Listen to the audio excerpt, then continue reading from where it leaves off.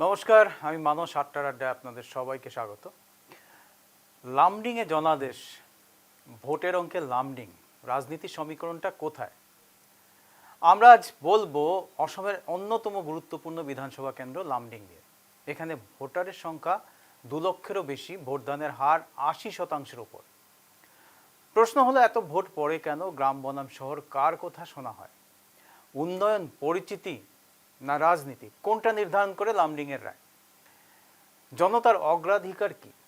এটা জানতেই আজকে আমাদের এই আটটার আড্ডা। আমাদের সঙ্গে রয়েছেন বিশিষ্ট আইনজীবী মধুমিতা চক্রবর্তী। আমাদের সঙ্গে যোগ দেবেন কিছুক্ষণ পরে আরও একজন আইনজীবী শুভ্রজ্যোতি সরকার, তিনি এবং লামডিং থেকে রয়েছে আমাদের প্রতিনিধি ধীরাজ দে। আমরা প্রথমে সরাসরি চলে যাব ধীরাজের কাছে। ধীরাজ, লামডিংয়ে যে ভোটের যে চিত্রটা, মানে এই আগামী বিধানসভা নির্বাচনের আগে আমরা দেখছি লামডিংয়ের ভোটের চিত্রটা বেশ একটা জটিল হয়ে উঠছে। গতকালকেও একটা ঘটনা ঘটছে যেটা আমরা দেখিয়েছি। তো এই যে লামডিংয়ের যে এই পরিস্থিতিটা, এটা নিয়ে তুমি কি বলবে আমাদেরকে? নিশ্চয়ই মানুষ দা, প্রথমে তোমাকে জানি রাখি যে লামডিং সমষ্টি মূলত রেল শহর হিসেবে পরিচিত এবং রেল শহরের এই লামডিং এর কিন্তু আরো একটি বিষয় রয়েছে, গুরুত্বপূর্ণ বিষয়, যেটা হলো গিয়ে পাহাড়ের এপার আর ওপার। লামডিং সমষ্টিতে কিন্তু সর্বমোট রয়েছে 18টি পঞ্চায়েত এবং ডিলিমিটেশনের পর লামডিং সমষ্টিতে রয়েছে সর্বমোট 2টি পৌরসভা এবং এর মধ্যে একটি পৌরসভা হলো লামডিং পৌরসভা, যেটা নাকি লামডিং এ, এবং অপর দিকে লঙ্কা পৌরসভা, সেটাও লামডিং সমষ্টির অন্তর্গত।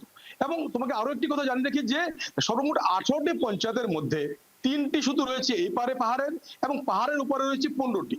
সর্বমোট প্রায় 2,46,000 অনুমানিক প্রায় 2,46,000 ভোটার রয়েছে। আগামী বিধানসভায় নির্বাচনে কিন্তু এদের ভোটের মাধ্যমে কিন্তু জনপ্রতিনিধি নির্বাচন হবে। এবং এর পূর্বে আমি তোমাকে লামডিং এর যারা জনগণ রয়েছে, এখানে আমরা লামডিং এর যে ভারতীয় জনতা পার্টি, ওনাদেরকে নিমন্ত্রণ জানিয়েছিলাম, কংগ্রেস দলকে নিমন্ত্রণ জানিয়েছিলাম এবং অসম গণ পরিষদকে নিমন্ত্রণ জানিয়েছি।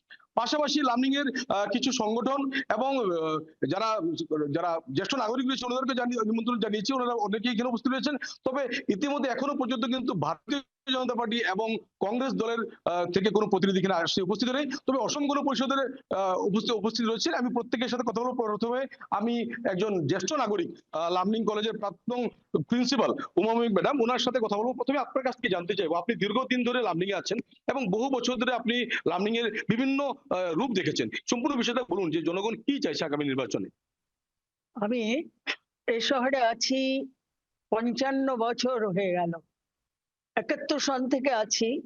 আমি বিভিন্ন রাজনৈতিক দলের যে আয়ত্তাধীন এই লামডিং শহরকে দেখেছি, যারা এই শহরটার উপরে রাজনীতি করেছেন, রাজত্ব চালিয়েছেন, আমাদের সুখ সুবিধা দেখেছেন। আমি সিপিএম দেখেছি, কংগ্রেস দেখেছি, এজিপি দেখেছি, ইউডিএফ দেখেছি, আমি আমি এই বিজেপিও দেখেছি, বিভিন্ন পার্টি দেখেছি। লামডিং যেখানে আছে ওখানেই আছে। লামডিং এর উন্নয়ন বলতে যদি কিছু বোঝায়, তবে আমি বলবো হ্যাঁ, কিছু কিছু রাস্তাঘাট তো হয়েছে চলনসই, আমি বলবো ইমারত হয়েছে অনেক, কিন্তু উন্নয়নের যে ব্যাখ্যা, যেটা আমরা আশা করেছিলাম, সেই উন্নয়ন কি হয়েছে? আজও হয়নি সেই উন্নয়ন। আমি বলবো প্রতিষ্ঠিত কিছু প্রতিষ্ঠানগুলো এখন অবলুপ্ত হয়েছে, বিশেষ করে শিক্ষা প্রতিষ্ঠান। একটি নাম আমি করব, লামডিং গার্লস হাই স্কুল, একটি পুরনো স্কুল, যেখান থেকে খুব ভালো ভালো মেয়েরা বেরিয়েছে, ব্রিলিয়েন্ট মেয়েরা বেরিয়েছে। সেই স্কুলটা এখন একটা পোড়ো বাড়িতে পরিণত হয়েছে। 3-4 বছর হলো স্কুলটা পোড়ো বাড়ি। আমি আমার সামান্য ক্ষমতা নিয়ে বিভিন্ন দৌড়ে দৌড়ে গেছি স্কুলটাকে যাতে পুনর্জীবিত করা যায়। আমি কোনো রাজনৈতিক দলের কাছে যাইনি, আমি গেছিলাম অ্যাডমিনিস্ট্রেটিভ এর কাছে, যারা অথরিটি, তাদের কাছে। স্কুলটা হয়নি। স্কুলটা আরেকটি প্রতিষ্ঠান মরমর অবস্থায় রয়েছে, এটাও মেয়েদের, সেটা হচ্ছে প্রণবানন্দ উইমেন্স কলেজ নামধেয় যে 10-11 ক্লাসের কলেজটা, সেই কলেজটাও এখন মুমূর্ষু অবস্থা। এগুলোকে তুলে আমি ধরার তোমার কাছে জন্যে আসবো কেউ আর কি একটা এগিয়ে বিরাজ আসছে? একটু আসছে সময় না। ম্যাডামকে যদি বলো থামতে, আমি তোমার কাছে আসবো। আমি কয়েকটা জিনিস দেখাতে চাইছি এখানে। লামডিং এরই ঘটনা আমরা দেখব, গতকালকে ঘটেছে। কি হয়েছে আসলে লামডিং এ, দেখো। মানে আমি গেছিলাম ওখানে, মানে তোমার পাইকারি বাজারে, ওখানে মোদির একটা গাড়ি আসছিল। তো ওখানে ভিড় দেখছি, তো ভিড় মানে দেখা তো আমি ভাবছি মানে ভিডিও করব, মোবাইলটা ভিডিও করতে গেছি। আর ওখানে ভিড়ের মধ্যে মানে অল্প কাগজ একটা বাইক কইরা, সাদা কাগজে মানে শিব মিশ্র জিন্দাবাদ বা কোনো কিছু এরকম একটা লেখা আসলো।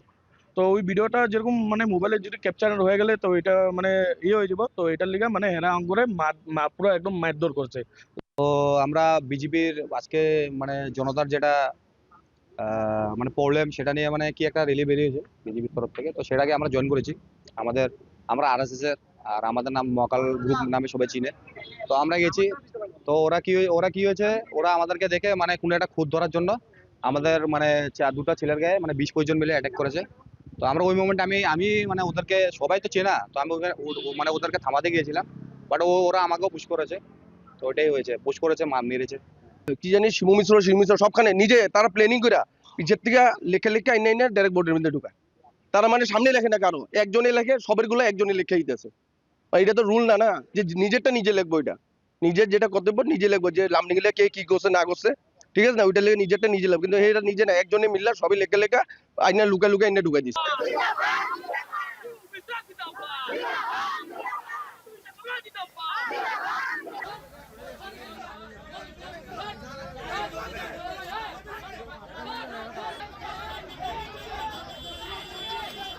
কাগজে কি লিখে জমা দিয়েছে? শিব মিশ্র জিন্দাবাদ, শিব মিশ্র জিন্দাবাদ, শিব মিশ্র জিন্দাবাদ, শিব মিশ্র জিন্দাবাদ। জনতার দরবারে পরামর্শ চেয়ে বিজেপির সংকল্প পত্রের আয়োজন। বিধানসভা কেন্দ্রের বিবরণ জানাতে পাঠানো হয়েছে বিশেষ গাড়ি। প্রস্তুত রয়েছে ছাপা ফর্ম। কিন্তু আদেও জমা পড়ছে কি জনতার রায়? জনগণ নয়, বিধায়ক নিজেই নিজের রিপোর্ট কার্ড বানাচ্ছেন। সাধারণ মানুষকে দূরে সরিয়ে রেখে শিব মিশ্রের নিজের সমর্থকরাই সাদা কাগজে প্রশংসাপত্র লিখে জমা দিচ্ছেন। কাগজে কি লিখে জমা দিয়েছে? শিব মিশ্র জিন্দাবাদ, আপনি কি লিখেছেন? শিব মিশ্র জিন্দাবাদ, আপনি কি লিখেছেন? শিব জিন্দাবাদ। আপনি কি লিখেছেন? শিব মিশ্র জিন্দাবাদ, আপনি কি লিখেছেন? শিব মিশ্র জিন্দাবাদ।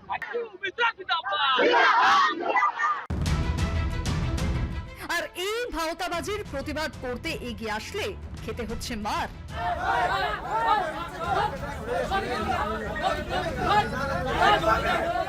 লন্ডনের রাস্তায় অশান্তি, হুমকি, হাতাহাতি, আর সবকিছুর কেন্দ্রবিন্দুতে শিবু মিশ্রের সমর্থকরা, এমনটাই অভিযোগ।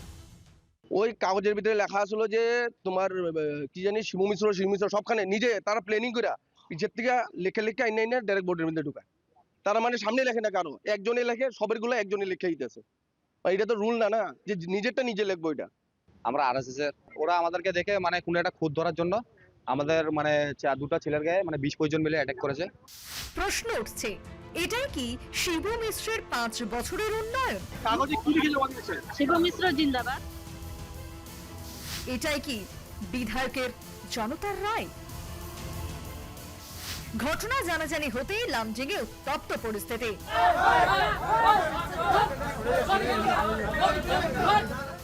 এই মারামারির দায় কি শিবু মিশ্র এড়াতে পারেন, নাকি এই অশান্তি তারই রাজনীতির ফসল?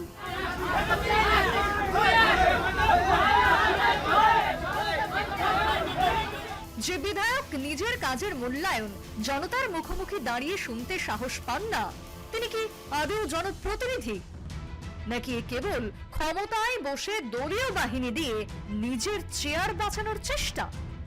লামডিং আজ প্রশ্ন তুলছে, বিধায়ক হিসাবে কি ব্যর্থ শিবু মিশ্র? তার জন্যই কি সত্য চাপা দিতে সমর্থকরা ঢাল? 14 জনের বিরুদ্ধে লামডিং থানায় এজাহার দায়ের। তবে প্রশ্ন, বিজেপি রাজ্য নেতৃত্ব কতদিন এই ভাওতা দেখে চোখ বন্ধ করে থাকবে? লন্ডন থেকে ধীরাজদের রিপোর্ট, নিউজ লাইভ বাংলা। আমরা দেখলাম কিভাবে বিধায়কের সমর্থকরা নিজেদের বিধায়ককে সমর্থন করে গুন্ডাগর্দি করছে। আমি স্টুডিওতে ফিরে আসছি, আমাদের সঙ্গে রয়েছেন আইনজীবী মধুমিতা চক্রবর্তী। মধুমিতা দিয়ে আপনাকে স্বাগত। কি মনে হয়, গণতন্ত্রকে চাপা দেওয়ার চেষ্টা চলছে নিজের ব্যর্থতা ঢাকতে? অবশ্যই। দেখুন, যদি একজন বিধায়ক বা যে কোনো রাজপ্রতিনিধি সে যদি তার এলাকায় সত্যিকারের কাজ করে, তাহলে কিন্তু যে কোনো দলমত নির্বিশেষে প্রত্যেকের একটা সফট কর্নার তার প্রতি থাকবে। সেই ক্ষেত্রে তার কারুর কাছে যাওয়ার দরকার নেই, মানুষ তাকে সাপোর্ট দেবে। যেটা আমি আমাদের বিধানসভা সমষ্টির কথা বলবো, যে অ্যাকচুয়ালি আমাদের যেটা 51 নম্বর জালুকবাড়ি সমষ্টি, সেখানে আজ হিমন্ত বিশ্ব শর্মা চিফ মিনিস্টার বলে বলছি না, ওনার অ্যাগেনস্টে দাঁড়ানোর মতো ক্ষমতা কারণ নেই। কেন? কারণ প্রতিটা জায়গাতে প্রতিটা মানুষ ওনার সঙ্গে কোরিলেটেড। কারো উনি দাদা, কারো মামা, কারো প্রবলেম হচ্ছে সোজা চলে যাচ্ছে ওনার ওএসডির সঙ্গে দেখা করছে, ওএসডি যদি বাধাও দিচ্ছে ডাইরেক্ট ওনাকে বলে দিচ্ছি, উনি কিন্তু অ্যাকশন নিচ্ছেন। তো এই যে যোগাযোগটা রাজপ্রতিনিধি আর জনসাধারণ, এর মধ্যে যদি কোঅর্ডিনেশনটা সঠিক না হয়, তখনই গন্ডগোলটা শুরু হয়। শুরুতে প্রায় প্রত্যেকটা রাজনৈতিক দলেই আমরা দেখি যে তাদের কি হয়, রাজনৈতিক নেতারা দলের যেগুলো প্রতিশ্রুতি বা এজেন্ডা থাকে সেগুলো বিশেষ বড় করে নিয়ে আসে, কিন্তু যত আমরা নিচের দিকে নামতে থাকি পদের, সেই জায়গাগুলোতে ঘুণ ধরে যায়। 2 বছর কাটার পরেই না করাপশনটা বেড়ে যায়। তাই দলের যারা উচ্চ পদে থাকে, আমি মনে করি তাদের সবসময় একটা মনিটরিং সিস্টেম রাখা উচিত। কারণ ওই যে নিচে যারা থাকে না, তারা এতটাই করাপ্টেড হয়ে যায়, যেটা এখন প্রায় সব জায়গাতেই হচ্ছে। আমরা শিবু মিস্ত্রিটা শুনলাম, অন্যান্য সব জায়গাতেই এরকম হচ্ছে। ধন্যবাদ আপনাকে। শুভ্রজিৎ, আপনি কি বলবেন?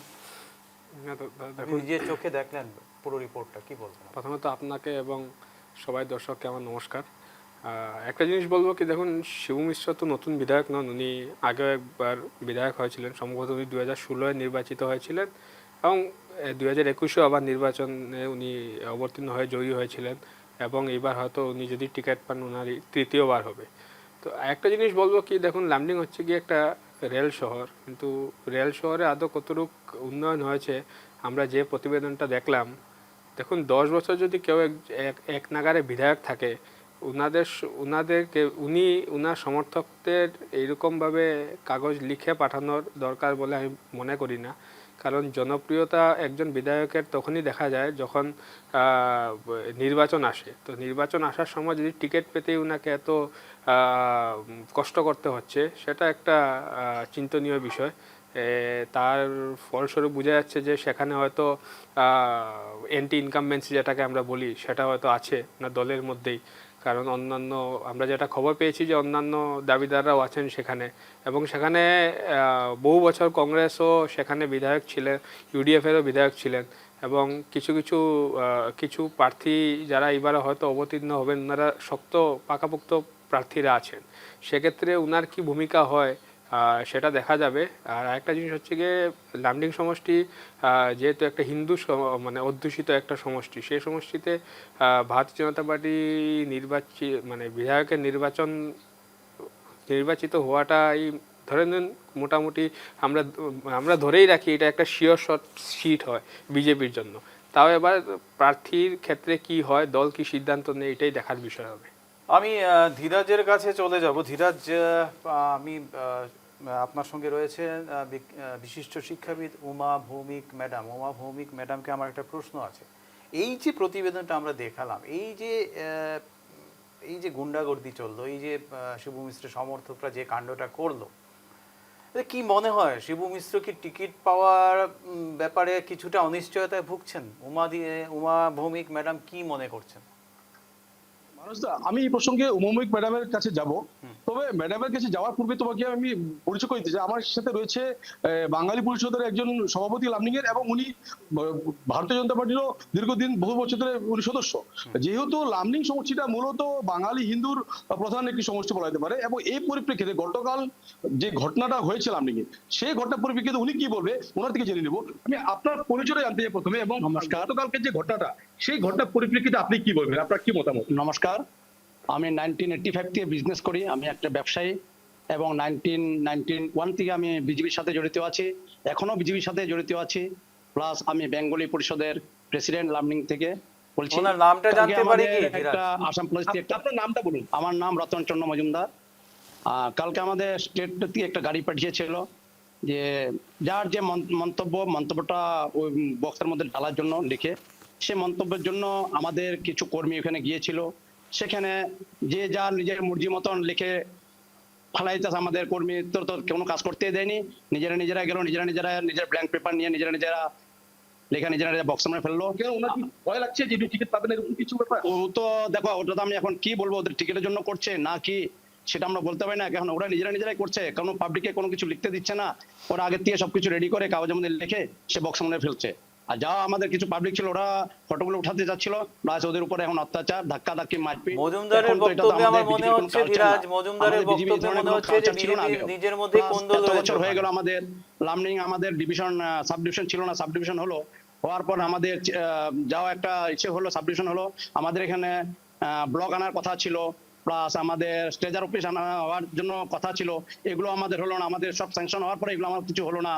বিএড কলেজের কথা ছিল, বিএড কলেজও নেই আমাদের বলতে লামডিং বলতে একটু উচ্চশিক্ষিত কিছু জিনিসই নেই আমাদের যে একটা ভালো কোনো কাজ বা শিক্ষিত ছেলেমেয়েরা যে কিছু করবে, তার জন্য আমাদের কোনো কিছুই নেই।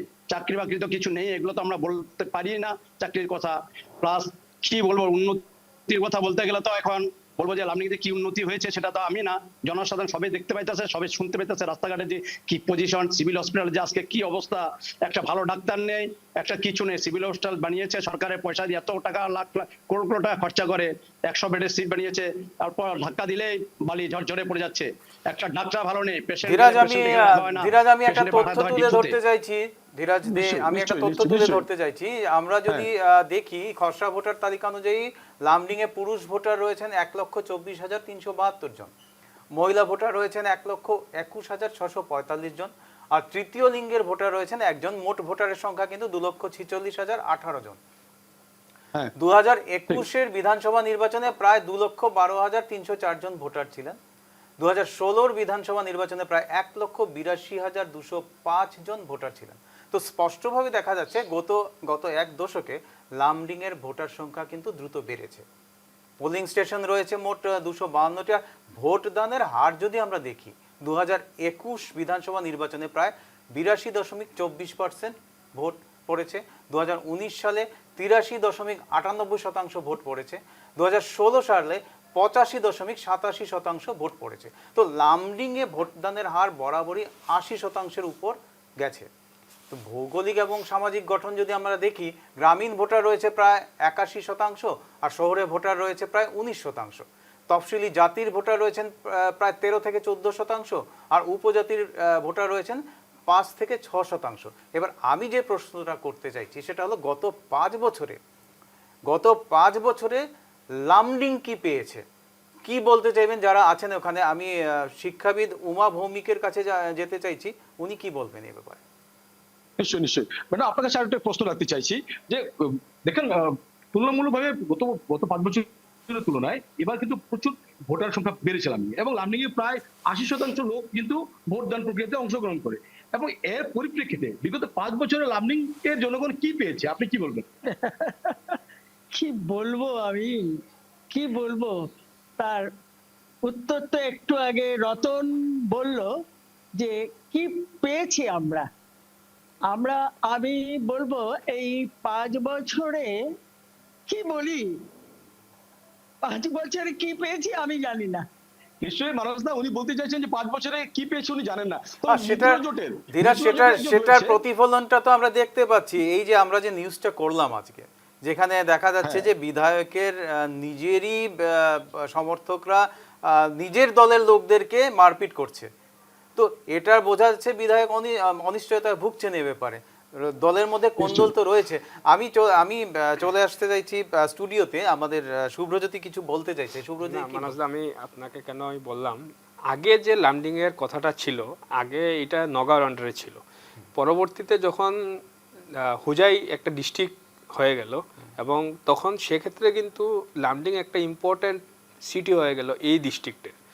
সাব ডিভিশন তো ঠিকই আছে, কিন্তু আগে যখন নগাঁও ছিল পুরো, সেটা কিন্তু একটা বৃহৎ এরিয়া ছিল। এখন যখন হুজাই হয়ে গেছে, কম্পেয়ার টু দ্যাট এখন লামডিংয়ের ইম্পর্টেন্সটা বেড়ে গেল। আগে বড় ডিস্ট্রিক্টের মধ্যে একটা শহর ছিল, সেখানে লামডিংয়ের মতো আরও বিভিন্ন শহর ছিল, কিন্তু আজ যখন হোজাই ডিস্ট্রিক্ট হয়ে গেছে, সেখানে কিন্তু বড় শহর বলতে গেলে আমরা হোজাই ডিস্ট্রিক্ট হেডকোয়ার্টারে পরেই কিন্তু আমরা লামডিংকেই ধরতে হবে হোজাই ডিস্ট্রিক্টের সবথেকে বড় শহর হিসেবে। সেই তুলনায় আমরা আজকে কতটুকু কী দেখতে পাচ্ছি সেটা কিন্তু আজ বড় কথা। কারণ যদি আমরা দেখি রেলওয়ে ইনফ্রাস্ট্রাকচার তো থাকলো, কারণ আমরা লামডিংয়ে খুবই পার্শ্ববর্তী পূর্বে নগাঁও থেকে রাজেন গোহাই সাহেব হয়েছিলেন কেন্দ্রীয় রেল রাজ্যমন্ত্রী। তো লামডিং কি পেয়েছে উনার টেনিওরে, সেটা একটা বড় প্রশ্ন। কারণ যখন উনি কেন্দ্রের রেল রাজ্যমন্ত্রী ছিলেন, সেখানে বিধায়ক কিন্তু আমাদের ভারতীয় জনতা পার্টির ছিলেন। সেই হিসাবে যদি দেখি আমরা অন্য অন্য যেগুলো ছোট ছোট রেলওয়ে স্টেশন আছে আজ, লঙ্কা বলুন, হুজাই বলুন, সেগুলো আজ বহুত ডেভেলপ হয়ে গেছে, কিন্তু সেই তুলনায় লামডিংয়ের কিন্তু যদি আমরা ইনফ্রাস্ট্রাকচার বলি, একদম কোর ইনফ্রাস্ট্রাকচার যেগুলোকে ধরা হয়, সেই তুলনায় কিন্তু হয়নি। আজ না হলে ইলেকট্রিফিকেশনের জন্য আজ বন্দে ভারত লামডিং আসতে পারেনি। আমি রিসেন্টলি ডিআরইউসিসি মিটিংয়ে যখন অ্যাটেন্ড করেছিলাম, ডিসেম্বরে হয়েছিল, যেহেতু আমি লামডিং ডিভিশনের ডিআরইউসিসির একজন মেম্বার, সেখানে সাংবাদিকরা প্রশ্ন করেছিলেন ডিআরএম সমীর লোহানি সাহেবকে কি লামডিং কবে ইলেকট্রিফাইড ট্রেন পাবে বা লামডিং থেকে কবে বন্দে ভারত যাবে। তখন উনি বলেছিলেন যে যখন এখানে ইলেকট্রিফিকেশন কমপ্লিট হয়ে যাবে তখন হবে। আমি বলতে চাই সেখানে জনপ্রতিনিধিরা যদি আরেকটু সক্রিয় হতেন, আমরা 100% শিওর আমি বলতে পারি যে এখন যে ট্রেনগুলো চলছে সেগুলোকে এক্সটেন্ড করা কোনো বড় কথা নয়। ধন্যবাদ শুভ্রজ্যোতি। আমি ধীরাজের কাছে আবার চলে যেতে চাইছি। ধীরাজ, মানুষদা, একটা গুরুত্বপূর্ণ বিষয় তোমাকে তুলতে চাই। হ্যাঁ বলো। যেহেতু আমার সাথে রয়েছে লামডিং পৌরসভার প্রথম নির্বাচিত উপ পৌরপতি, ওনার সাথে কথা বলবো। যেহেতু লামডিং একটি আমাদের স্টুডিও থেকে যিনি আইনজীবী দাদা বললেন কথাটা, একটা গুরুত্বপূর্ণ বিষয় যে লামডিং এর আরো একটি সমস্যা রয়েছে, কিন্তু তোমাকে জানিয়ে রাখি যে রেল এবং পৌরসভা দীর্ঘ বহু বছর ধরে লামডিং এর একাংশ শহর অঞ্চলের মাটি কিন্তু রেলের বলে রেল দাবি করছে, অপরদিকে সেই স্থানে কিন্তু পৌরসভা গঠন করে দীর্ঘ বহু বছর ধরে কিন্তু এখানে নির্বাচন হচ্ছে এবং অন্যান্য কাজগুলো হচ্ছে। পাশাপাশি তোমাকে আরো একটা কথা বলি, যেহেতু আমাদের রেল রাজ্যমন্ত্রী এই সমষ্টির ছিলেন প্রতিনিধি রাজেন গোহাই, আমি এই পরিপ্রেক্ষিতে যিনি প্রথম উপপৌরপতি ছিল তাপস দাস, ওনার কাছে আসবো। দীর্ঘ বহু বছর ধরে আপনি লামডিং শহরে আছেন এবং লামডিং এর প্রথম উপপৌরপতি। এই যে রেলের এবং পৌরসভার যে জমি বিবাদ, সেই সম্পর্কে আপনি কি বলবেন? আমি কি বলবো, আমরা যখন পৌরসভায় ছিলাম, এই রেলের সাথে যে পৌরসভার যেটা বাদটা, এইটা নিয়ে কিছু দৌড়ঝাঁপ করেছিলাম, কিন্তু কিছুই সাকসেস হয়নি। এবং এর পরবর্তীকালে আরো অনেক দল আসছে, যারাই আসছে কেউ এই সমস্যার সমাধান করতে পারে নাই। কাজেই লামডিং এর জনসাধারণ আর কি নানা দুর্ভোগে যারা বিজনেস করছে তারাও একটা আতঙ্কের, যখন তখন নোটিশ এসে যাচ্ছে, বিজনেস যে করবে, দোকানপাট যে একটু সাজাবে শান্তিতে, তারা দোকানপাটও করতে পারছে না, কিন্তু ট্যাক্সের মাত্রা বেড়ে যাচ্ছে। সবকিছু ট্রেড লাইসেন্স যা যা আছে এমন চাপ পড়ছে আর কি। কিন্তু যদি কোনো সমস্যায় পড়ে, যেটা আমরা পৌরসভা থেকে, যেহেতু পৌরসভা ইলেক্টেড বডি, গেজেট নোটিফিকেশন হয়েছে, এটা ইলেক্টেড বডি, কিন্তু দেখা যাচ্ছে যখন তখন রেল এসে যা নোটিশ দিচ্ছে, খালি আলোচনা করে দলের পর দল আসছে যাচ্ছে। আমি কোনো দলের কথা বলছি না, সব দল, এবং আমরা নিজেরা অসম গণপরিষদ দলে ছিলাম, পাওয়ারে ছিলাম, কিন্তু অল্প চেষ্টা করে তারপরে ক্ষান্ত, এইভাবেই চলছে।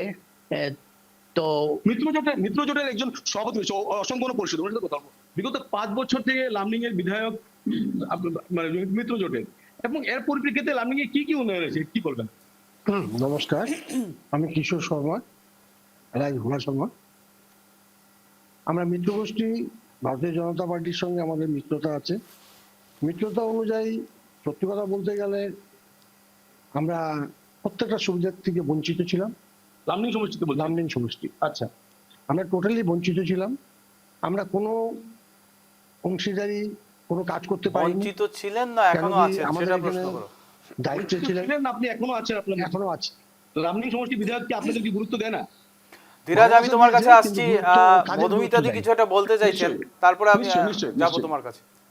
আসলে এই যে উনি একটা কথা বললেন ভীষণ ইম্পর্ট্যান্ট কথা, কিন্তু এটা আমি বলতে যাচ্ছিলাম যে প্রায় লামডিং বলে নয়, প্রায় প্রত্যেকটি রেল শহরের মেইন সমস্যাটা হচ্ছে যে রেলওয়ে ল্যান্ডের উপরেই যেহেতু শহরটা বেসিক্যালি থাকে, তাই বিধানসভাই হোক বা পৌরসভাই হোক তাদের করণীয় খুব একটা থাকে না। সমস্যাটা কি হয়ে যায় যে মানুষগুলো থাকছে রেলওয়ে প্লট অফ ল্যান্ডে, অথচ তারা ট্যাক্স দিচ্ছে জিএমসিকে, পৌরসভাকে, লাইট আসছে তাদের আসাম এপিডিসিএল থেকে, আবার রাস্তাঘাট বানাচ্ছে কখনো কোনো একটা পার্টিকুলার ক্ষেত্রে দেখা যাচ্ছে পিডব্লিউডি করছে, কোনো একটা জায়গায় পার্টিকুলার জায়গায় রেলওয়ে করছে। এই যে কনফ্লিক্টটা, এই কনফ্লিক্টটা আসলে প্রত্যেকটা নির্বাচিত দলকে যারাই রিপ্রেজেন্ট করছেন তাদেরকে এটা বুঝতে হবে। যখন তারা রেল শহর থেকে নির্বাচিত হবেন তাদের এটা মাথায় রাখতে হবে যে আমি বিধানসভায় যাই বা আমি পার্লামেন্টে যাই, সেখানে গিয়ে আমাকে এই কথাটা তুলতে হবে যে রেল এবং স্টেট এই দুটোর মধ্যে একটা কোঅর্ডিনেশন তৈরি হতে হবে, যাতে আইদার পুরো প্লটটাই রেলওয়ে ডিপার্টমেন্টের হোক, তারাই সেটা ডেভেলপমেন্ট করবে, সেখানে কোনো আনঅথরাইজড থাকবে না বা হোয়াট এভার ইট মেবি গেল। না হলে যেই প্লটগুলো রেলের লাগছে না বা সব দরকার নেই পড়ে রয়েছে, বা দীর্ঘদিন 50 বছর 70 বছর ধরে যারা সেখানে এস্টাবলিশড হয়ে রয়ে গেছেন, তাদের ক্ষেত্রে একটা কিছু পিরিয়ডিক পাট্টা, পিরিয়ডিক লিজ কিছু একটা ভাবুক। কারণ এই যে কথাটা উনি বললেন ভেরি ইম্পর্টেন্ট, এটা প্রত্যেকটা রেল শহরের জন্য হচ্ছে। কারণ একটা মানুষ 50 বছর ধরে দোকান দিয়ে আছে, তার কাছে এভিকশনের নোটিশ আসছে, আর বিধায়ক যে কাজ করবে ওই যে রাস্তার ক্ষেত্রে, আমি এটা অনেক জায়গাতে দেখেছি যে রাস্তাটা কে বানাবে, কিন্তু তার জন্য বিধায়ককে শক্তিশালী বিধায়ক শক্তি, আমি এটাই বলছিলাম যে যার জন্য কি দরকার ওই যে একটা প্রত্যেকটা দলগুলির না, এটা আমার একেবারে ব্যক্তিগত মতামত, হয়তো কেউ খারাপ পাবেন, কিন্তু আমি মনে করি যে একজন একবার এক জায়গা থেকে বিধায়ক হলে না, পরের বার অন্তত দুবার যদি সে কাজ না করে 3 নম্বরে অন্য কাউকে চান্স দেওয়া উচিত। ধন্যবাদ মধুমিতা দি। আমি ধীরাজ, লামডিং এ যারা আছেন তাদেরকে একটা প্রশ্ন করতে চাই, লামডিং এর মেজর ইস্যুস গুলো কি কি রয়েছে? নিশ্চয়ই, আমি আমার সাথে রয়েছে বিশ্ব হিন্দু পরিষদের একজন প্রতিনিধি, আমি ওনার সাথে কথা বলার চেষ্টা করবো। দাদা, আপনার কাছে আসছি, আপনার নামটা বলুন, প্রথমে আপনার পরিচয়টা দিন। আমি হিন্দু সংগঠন করি, আমার নাম হলো হিরণময় দাস। লামডিং এর মূল যে সমস্যাগুলো সেগুলো তুলে ধরুন তো আপনি। লামডিং এর মূল সমস্যার গুলোর মধ্যে শিক্ষা ব্যবস্থার একটা সমস্যা এখন বর্তমানেও আছে, স্বাস্থ্যর সাংঘাতিক সমস্যা আছে, এবং যোগাযোগের সমস্যা কিছুটা সমাধান হয়েছে, কিন্তু এখনো অনেক করার আছে। তবে যেটা সব থেকে বড় সমস্যা সেটা হচ্ছে স্বাস্থ্য সমস্যা। খুব মানে সাংঘাতিক অবস্থায় কেউ যদি সমস্যা সমাধান হয়েছে কি? হ্যাঁ, সেটাও একটা বড় সমস্যা। মানে মূল যে কটা প্রয়োজনীয় জিনিস, যেমন স্বাস্থ্য, শিক্ষা এবং পানীয় জল, এইগুলি সমস্যা সমাধান হয়নি। তাহলে লামডিং সমষ্টির বিধায়ক 5 বছরে কি কি করছে? স্বাস্থ্যের সমস্যাটা উনি একটু স্পেসিফাই করবেন কি? ডিটেইলস কোশ্চেন তোলাই যেতে পারে। তবে স্বাস্থ্য ব্যবস্থার নামে একটা হসপিটাল অবশ্যই হয়েছে, তবে সেখানে মানে গুণগত মানের দিক থেকে সেরকম ভালো ডাক্তার নেই। যদি খুব মানে সাংঘাতিক অবস্থায় কেউ যদি হসপিটালাইজ হয়, সেক্ষেত্রে এখানে চিকিৎসা হয় না এবং সঙ্গে সঙ্গে এখান থেকে ফরওয়ার্ড করে দেয় আইদার ডিফু অর হোজাই অথবা গুয়াহাটি। একটি বিল্ডিং নির্মাণ করা হয়েছে, বিল্ডিং অবশ্যই হয়েছে, একাংশ দিক ভেঙে পড়ে গেছে বা অনেক জিনিস কার্যকরী হয়নি এখনো। আমি ব্যক্তিগতভাবে আমি যাই নাই, দেখি নাই, তবে সংবাদ মাধ্যমের থ্রু দিয়ে আমি এই জিনিসটা আমার মানে হয়েছে যে এরকম কিছু কিছু ব্যবস্থায় ফাট ধরেছে, এরকম কিছু কিছু কথা শোনা গেছে। নিশ্চয়ই, যেমনটা তুমি শুনলে মানুষদার, যে স্বাস্থ্য বিভাগটাও কিন্তু একেবারে পিছিয়ে রয়েছে লামডিং এ, কারণ লামডিং এ ভালো চিকিৎসালয় নেই, এবং যে চিকিৎসালয় নির্মাণ করা হয়েছে ইতিমধ্যে সেই চিকিৎসালয় স্বাস্থ্য, জল, শিক্ষা, স্বাস্থ্য, পানীয় জল, মানুষের যেগুলোতে মৌলিক অধিকার থাকা উচিত সেগুলোই পাচ্ছেন না তারা। নিশ্চয়ই আরো কিছু ব্যক্তি এটা গত 5 বছরে বিধায়কের কাজের নমুনা বলা যায়। নিশ্চয়ই নিশ্চয়ই নিশ্চয়ই মানুষ দা, আমি আরো কিছু ব্যক্তি রয়েছে ওদের সাথে কথা বলার চেষ্টা করবো। আমি আপনার কাছে আসছি, আপনার পরিচয়টা দিবেন প্রথমে এবং এরপরে প্রশ্নটা করছি আপনাকে। আমি আন্তঃরাষ্ট্রীয় হিন্দু পরিষদ রাষ্ট্রীয় বজরং দলের ডিস্ট্রিক্ট সভাপতি। বিগত 5 বছরে লামডিং এ কি কি উন্নয়ন হয়েছে? 5 বছরে আমি অ্যাজ এ হিন্দু সংগঠন হিসেবে আমি তো কোনো রকম সেরকম কিছু যেগুলো মূল, যেরকম হিরেনময় দা একটু আগে বললো যে আমাদের জল, আমাদের স্বাস্থ্য সুস্বাস্থ্যর ব্যাপারগুলো, তো এই যে মুখ্যম জিনিসগুলো যেগুলো প্রয়োজনীয়, অত্যন্ত গুরুত্বপূর্ণ প্রয়োজনীয় জিনিস আমাদের, এগুলোই যদি আমাদের লামডিং এর বুকে নেই তাহলে পরিষ্কার বোঝা যায় হ্যাঁ তবে উন্নয়ন হয়েছে। বর্তমান বিধায়ক, বিধায়কের পরিবার, বিধায়কের ভাই যারা আছে ওদের সঙ্গে ওদের উন্নয়ন হচ্ছে, নো ডাউট। আপনাকে আরেকটা প্রশ্ন করতে চাই, যেহেতু লামডিং এ এটা একটা অনেক বড় কিন্তু এলিগেশনস যে বিধায়কের নিজের পরিবারের উন্নয়ন হয়েছে, ভাইয়ের উন্নয়ন হয়েছে, তো বাকিরা কি বলবেন? ওখানে যারা উপস্থিত আছেন তারা কি বলবেন এই ব্যাপারে? নিশ্চয়ই আমি এই বিষয়ে আমার সাথে আরো একজন ব্যক্তি রয়েছে, ওনার সাথে কথা বলার চেষ্টা করবো। আমি আপনার কাছে আসছি, আপনার পরিচয়টা প্রথমে দিন একবার। আমি মৃণাল কান্তি চৌধুরী, আমি জেলা সাধারণ সম্পাদক কংগ্রেস কমিটির। যেহেতু আমি মুখপাত্র নই, আমি লামডিং মার্চেন্ট অ্যাসোসিয়েশনের একজন জয়েন্ট সেক্রেটারি, সেই হিসাবে আমি কথা বলবো। ব্যবসায়ী আপনি এখানে মানুষদা, উনি যেহেতু মুখপাত্র নয় তাই উনি কংগ্রেসকে রিপ্রেজেন্ট করতে চাইছে না। ঠিক আছে, উনি একজন ব্যবসায়ী হিসাবে কি বলতে চাইছেন সেটাই জানতে চাই। নিশ্চয়ই সেই প্রশ্ন।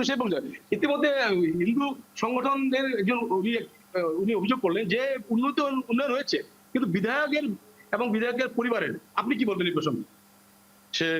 সে বিতর্ক আমি দিচ্ছি এনে, কিন্তু লামডিং এ যেভাবে রাস্তাঘাট হয়েছে সেটা খুব নিম্নমানের রাস্তাঘাট হয়েছে। সেটা আপনাদের চ্যানেলের মাধ্যমে বা প্রিন্ট মিডিয়ার মাধ্যমে আমরা জানতে পারি যে এখনো লামডিং মানুষ জানে যে রাস্তা হয়েছে, কিন্তু রাস্তার মান খুবই নিম্নমানের হয়েছিল। আর উন্নয়ন কি হয়েছিল? উন্নয়ন বলতে তো জলের সমস্যা হয়নি।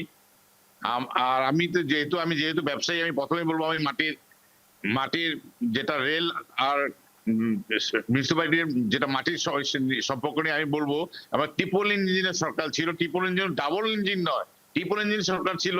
আমাদের এমপি ছিল, সেন্ট্রাল গভর্নমেন্ট ছিল, স্টেট গভর্নমেন্ট ছিল এবং আমার মিউনিসিপালিটি ছিল। তারা যদি সদর্থক ভূমিকা নিত, সেটা একটা আমাদের আজকে যে আমরা যে দুঃসহ দুর্ভোগ মধ্যে চলছি, সেটাতে তারা সলভ করতে পারে। আমি চলে যাব ধীরাজের কাছে। ধীরাজ রয়েছে লামডিং এ। ধীরাজ, লামডিং এর জনতা কি চায়? দল নাকি ব্যক্তি?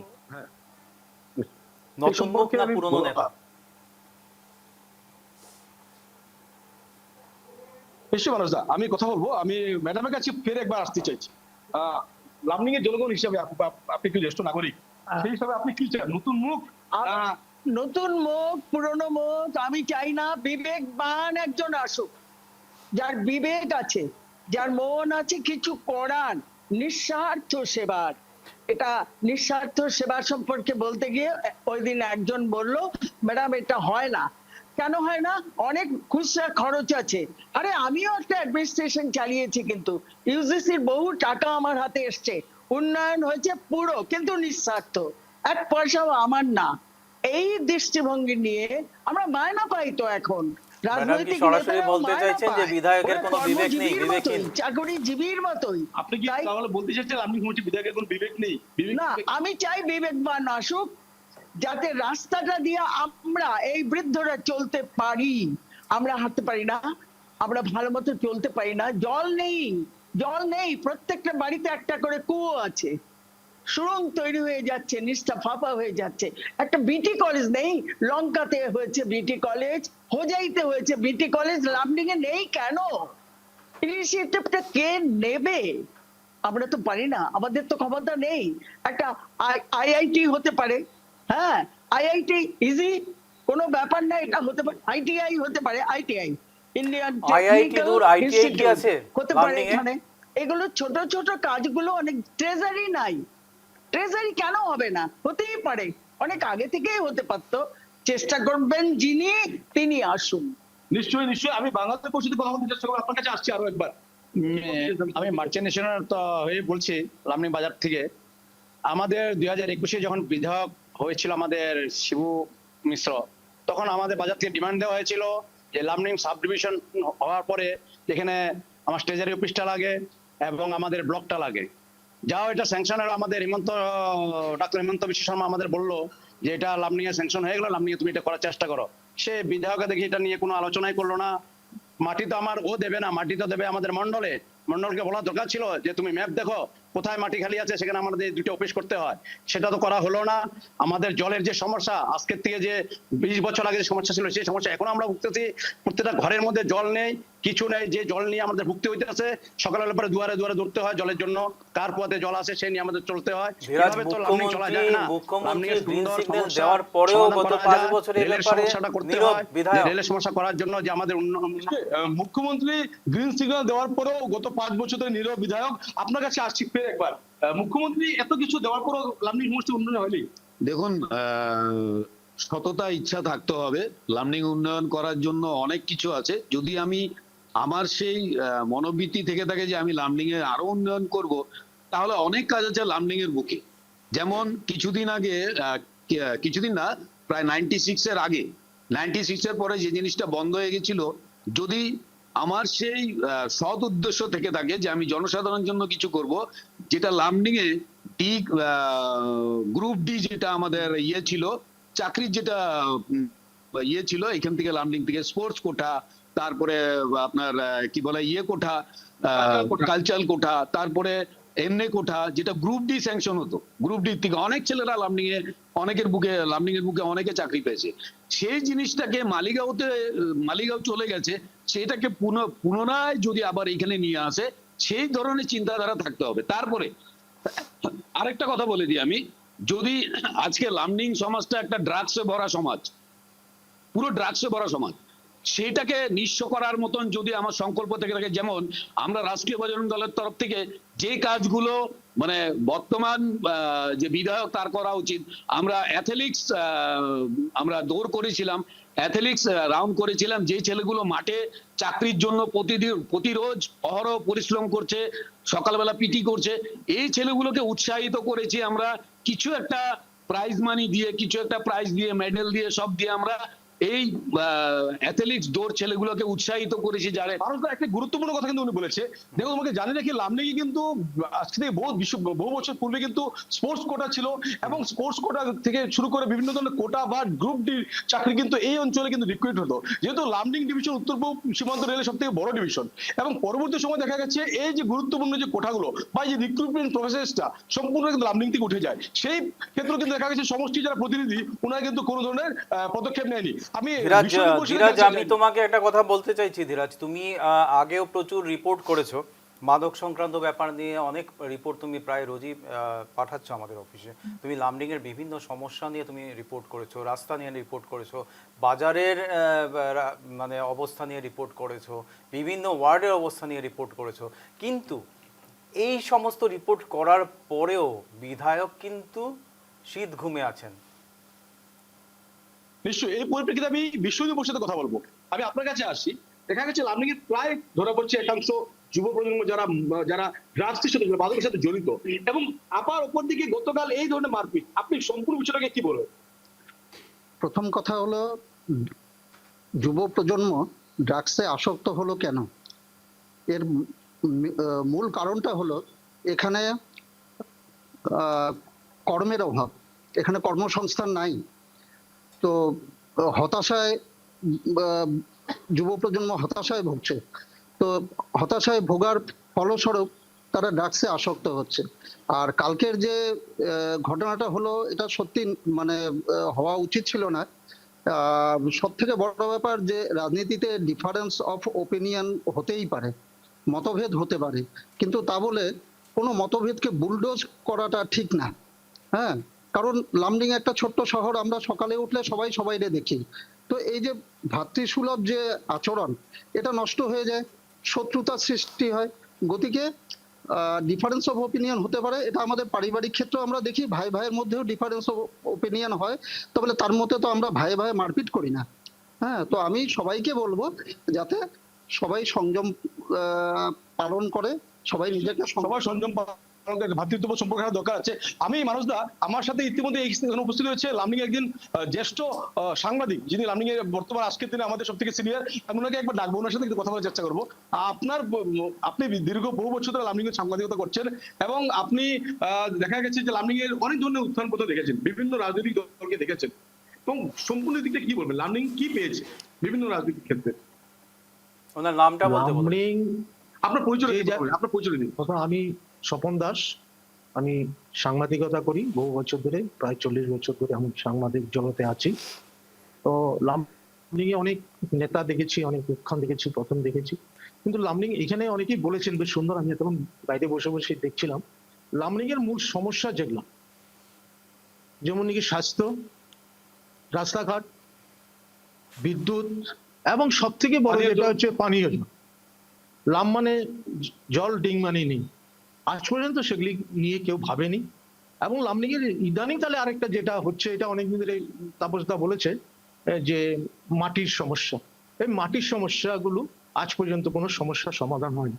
তাই যেই নতুন ভাবে বা যেই যারা নাকি রাজনীতির জগতে আছেন এবং এমএলএ এমপি, হ্যাঁ, ওনাদের আমরা ওইরকমই লোক চাই যারা নাকি আমাদের এই সমস্যাগুলোকে নিয়ে প্রথম ভাবে। রাস্তাঘাট যেটা হয়েছে রাস্তাঘাট হবে, এটা সরকারের নিয়ম অনুযায়ী হবে। হ্যাঁ, সরকার যদি চায় রাস্তাঘাট হবে, সব জায়গার হবে। এটা শাসক দলের রাস্তা যে জায়গাতে আছে তাদেরও রাস্তাঘাট হবে, এবং শাসক দল নাই এমনি এমএলএ আছে অন্য দলে, বিরোধী দলের, সেখানেও রাস্তাঘাট হবে। কিন্তু মূল যেটা আর কি, সেটা হচ্ছে এই সমস্যাগুলো, স্বাস্থ্য এবং গতকালকে ঘটনাটাকে আপনি কিভাবে দেখছেন? এটা তো খুব মানে বাজে ঘটনা হয়েছে। এটা খুবই না, মানুষের যে বলার যে শক্তি সেটাকে নষ্ট করে দেওয়া, এটা তো উচিতই হয়নি। কারণ তুমি যখন নিচে সংকল্প যাত্রা করেছো, যার যেটা আছে সে সেটা বলবে, সে সেটা করবে, তোমারটা তুমি বুঝে নাও। তাই এইভাবে করে তারপরে ওখানকার তোমারই দলের লোক তাদের উপরও মারামারি করবে। এটা তো একটা ছোট শহর লামডিং, একটা সাংস্কৃতিক জগৎ, সাংস্কৃতিক পীঠস্থান লামডিং, সেখানে এই ধরনের মারামারি দল নিয়ে নিয়ে এটাও অনুচিত। মানুষদা, আমি যিনি মিত্র দলে রয়েছে উনি একটু কথা বলতে চাই, আমি ওনার সাথে আরেকবার আপনার কাছে একবার যাবো। আপনি কি বলতে চাইছেন বলুন। আমার বলার মানুষদা, দেখো বিষয়গুলো যে তুলে আসলো ধীরাজ, আমি একটা কথা বলতে চাইছি। ধীরাজ, আমার একটা প্রশ্ন আছে যে সাংস্কৃতিক শহর লামডিং, রেল শহর লামডিং এ বিধায়কের মাফিয়াগিরি চলছে তার মানে? নিশ্চয়ই। আপনার কাছে আসছি, রেল শহর লামডিং এবং সাংস্কৃতিকের জগতের পীঠস্থান লামডিং, এবং এই সুন্দর শহরে কি বর্তমান লামডিং শহরের বিধায়কের মাফিয়াগিরি চলছে? আপনি কি বলতে চান? আমি তো একটা কথা বলবো যে যেখানে ড্রাগসের কারবার, যে ড্রাগসের যে মেইন মুরব্বী, তাকে কেন ধরতে পারছে না, এটা একটা চিন্তার বিষয়। এটার পিছনে কি হয়েছে রহস্য, এটা প্রশাসনকে যদি এখানকার বিধায়ক প্রেস করে তো বের হয়ে যাবে। 1, 2 নম্বর, আমাদের উঠতি বয়স্ক বাচ্চারা এখন এই ড্রাগসের ভিতরে ঢুকে গেছে। আজকে আমাদের লামডিং এ চাকরি বাকরির কোনো ব্যবস্থা নেই।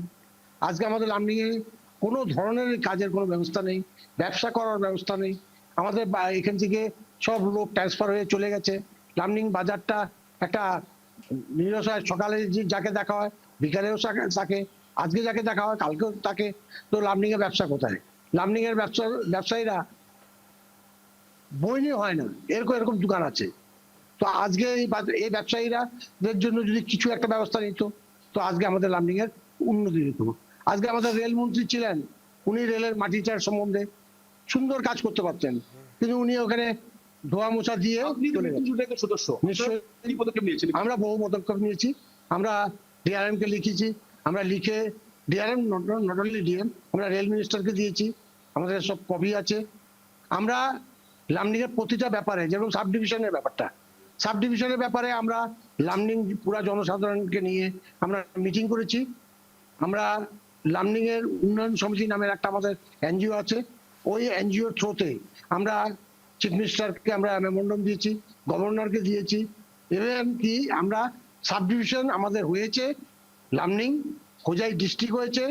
এই সাব ডিভিশনের যে মেইন অফিস আমাদের লামডিং প্রপারে থাকতে লাগে, ওটা হয়নি বলে যেদিন গভর্নর লামডিং ঘুরতে আসছিলেন, ওদিন আমরা গভর্নর সামনে ডিসিকে আমরা অনুরোধ করেছি যে লামডিং এ অ্যাটলিস্ট সার্কেল অফিস, লামডিং এ এক্সচেঞ্জ অফিস, লামডিং আরো ভ্যারাইটি যেগুলো আমাদের সরকারি বিভাগ আমাদের নিশ্চয়ই, যেমন তোমাকে প্রথমে বলেছিলাম মানুষ দা, যেহেতু লামডিংটা দুটি ভাগে বিভক্ত বলা যেতে পারে, কারণ পাহাড়ের এপার আর ওপার একটি দীর্ঘ একটি যে সংরক্ষিত বনাঞ্চল রয়েছে, সেই বনাঞ্চলের জন্য কিন্তু এই পার থেকে ওপারে যাওয়া যাতায়াত করতে একটি সমস্যা হয়, এবং যার ফলে ইতিমধ্যে জনগণের যে আবেদন যে কিছু অত্যন্ত কিছু সংখ্যক যে কার্যালয়গুলো রয়েছে সেগুলো যাতে লামডিং এ দেওয়া হয়। আমি তোমার কাছে অনুরোধ করবো, যিনি কংগ্রেসের রয়েছে উনি মুখপাত্র না হলেও আপনি আপনার থেকে জানতে চাবো এই যে সম্পূর্ণ বিষয়টাকে নিয়ে কি আপনারা কি ভাবছেন, আগামী দিনে আপনারা লাভবান হবেন?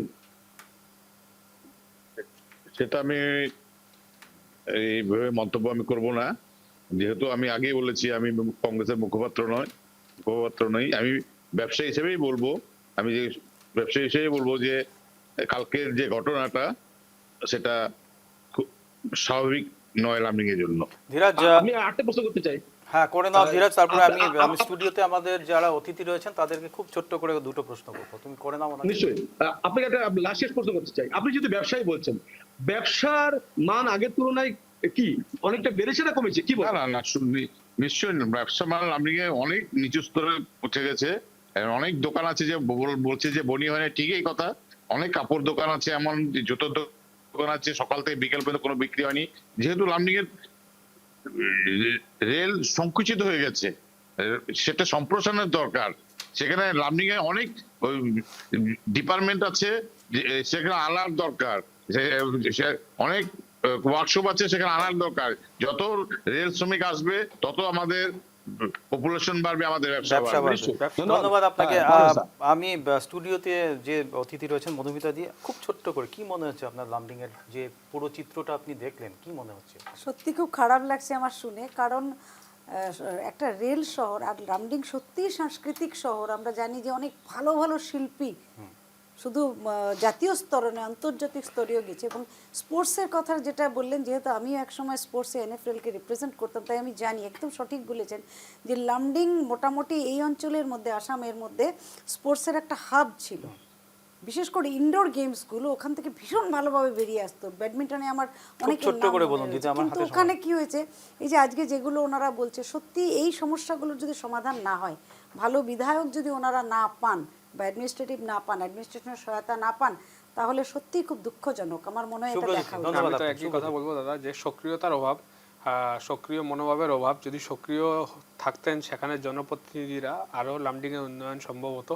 কারণ লামডিং এর আজকে দাঁড়িয়ে যা পরিস্থিতি আছে, রেলের তরফ থেকে যা করা হচ্ছে, আপনি স্টেডিয়াম বলুন বা ইনডোর স্পোর্টসের ব্যবস্থা বলুন বা ইনস্টিটিউট বলুন যেখানে অনুষ্ঠান হয়, সেই তুলনায় কিন্তু স্টেট গভর্নমেন্টের কতটুকু হয়েছে সেটা একটা বড় প্রশ্ন। যদি সেখানে লোকাল রিপ্রেজেন্টেটিভ যদি সক্রিয় থাকতেন, আমার মনে হয় বর্তমান যে সরকার আছে সে সরকার দিতে খুবই ভালোবাসে, তো উনি নিতে পারেন নাই, সেটা হচ্ছে গিয়ে বড় কথা। ধন্যবাদ আপনাকে। আমার মনে হচ্ছে লামডিং এ, আমি এত সময় যারা আছেন লামডিং এ, তাদের কথা শুনে আমার মনে হলো লামডিং এ নেই, লামডিং এ কিছুই নেই। লামডিং এ স্বাস্থ্য নেই, লামডিং এ জল নেই, লামডিং এ রাস্তা নেই, লামডিং এ অফিস কাছারি অনেক কিছুই নেই, ব্যবসার সেই পরিকাঠামো নেই লামডিং এ। তো এর প্রেক্ষিতে আমার যা মনে হচ্ছে, লামডিং এ এখন দরকার একজন শক্তিশালী প্রতিনিধি, যে নিজের আখের গোছানোর চেয়েও লামডিং এর উন্নয়নের উপর বেশি জোর দেবে। তো ধন্যবাদ সবাইকে যারা রয়েছেন ওখানে লামডিং এ, সবাইকে ধন্যবাদ। ধীরাজ, ধন্যবাদ তোমাকে, তুমি লামডিং নিয়ে প্রচুর স্টোরি করছো, প্রচুর ইস্যুসগুলো তুলে ধরছো, এবং লামডিং এর যে সমস্যা সেগুলোকে তুমি খুব শক্তিশালীভাবে তুলে ধরছো আমাদের চ্যানেলের মাধ্যমে, তার জন্য তোমাকেও ধন্যবাদ। ধন্যবাদ মধুমিতা দি, ধন্যবাদ শুভ্রজ্যোতি। আমাদের অনুষ্ঠান আজকে এখানেই শেষ করছি। আগামী সপ্তাহে আবার দেখা হবে ৮টার আড্ডায়।